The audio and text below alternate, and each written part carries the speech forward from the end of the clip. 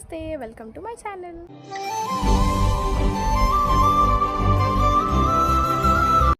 ఇవాల్టి వీడియో ఏంటి అంటే ద బెస్ట్ ఎనర్జీ డ్రింక్ అనమాట, దట్ టు హోమ్ మేడ్. అదేంటి అనుకుంటున్నారా? ఏంటో కాదు, కలిగంజి. ఆల్మోస్ట్ చాలామందికి తెలిసే ఉంటుంది.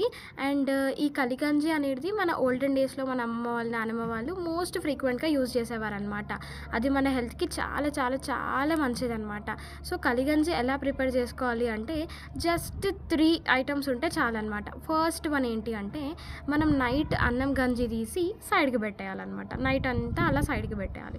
సో మార్నింగ్ లేసినాక ఆ నైట్ పక్కన పెట్టిన గంజి ఉంటుంది కదా, అది ఫస్ట్. సెకండ్ వచ్చేసి రైస్ కడిగిన వాటర్ అనమాట.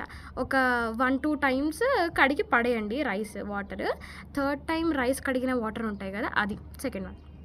థర్డ్ వన్ వచ్చేసి మార్నింగ్ ఫ్రెష్గా తీసిన గంజి అనమాట.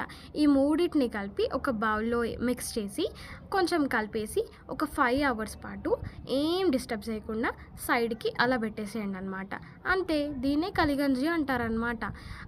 ఓల్డెన్ డేస్లో ఇది కుండలలో ప్రిపేర్ చేసుకునేవాళ్ళు. అలా కుండలో చేస్తే ఇంకా ఇంకా సూపర్గా ఉంటుంది అనమాట.